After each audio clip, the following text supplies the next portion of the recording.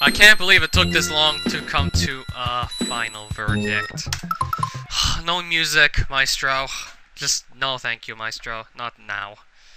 So, little refresher. Okay, Learn Swedish had like, you know what? I'm actually going to walk around the map and give myself a refresher, because I haven't touched the hack in a couple days.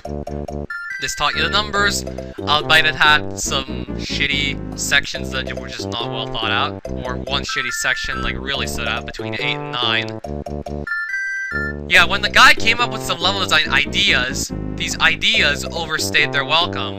One of the examples being like the corridor of getting through all the spin blocks with all the chucks, between 8 and 9 in numbers.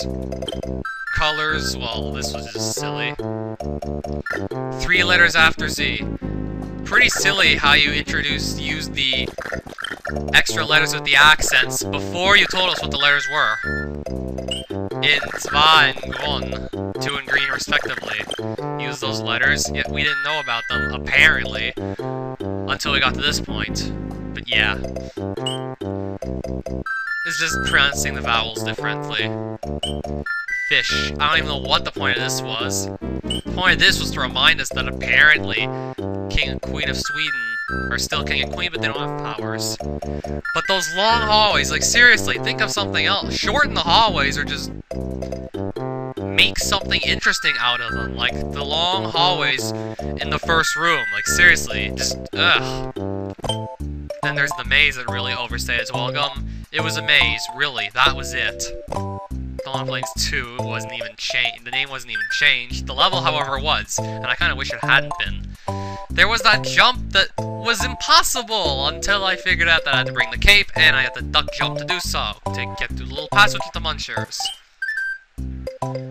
For a second, I was confused at what Vit was. Turns out it was white. Turns out he put light blue turn blocks, and I thought Vit was light blue in the colors level, but no, it's white.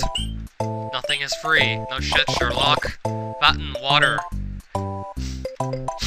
I fail to see how you didn't edit this at all, considering it's surrounded by edited levels on both sides. And this level's idea of the munchers and using the shells to make the vines appear, it really overstays its welcome too. Jump. Hoppa. And yeah, it's pretty stupid what you do in here. Like, really. More. Not all levels can be perfect. Well, duh.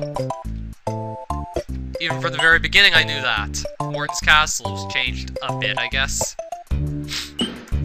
And that was it, from what I remember. So, 2 things. Level design, it sucked. There's no other way to put it. It was bad. Floating stacked munchers. People still use these in 2014. Like, what? I thought that was like the fad in 2008, 2009, and maybe we saw a bit of it like a couple years later, but apparently still a thing in 2014. I thought people, like, knew better. Apparently not. Yeah, as I said already, the levels have ideas, but these ideas get thrusted right into the ground and are overused. And after that, anyway, let's talk about how we learned Swedish off this hack. We learned some stuff, but I don't think I remembered too much of it. I mean, it was nice how you pretty much just showed pictures of things and put the names, but yeah. The level design really got in the way of learning Swedish. Like, you shouldn't have to worry about Big Mario discrimination or floating stacks while trying to learn Swedish. Like, that just really screws things up. It makes the language learning part weaker, and it makes the entire hack weaker. At least this hack had some sort of substance, and it wasn't a total waste of time. I mean, I got to learn Swedish off it, and the guy it did seem like the guy was trying. Hell, I told him how to make an IPS patch, I got that right. So what's the rating gonna be? 30%! Now I gotta move on to Hunter's Revenge Recharge, cause yeah. I gotta finish that now.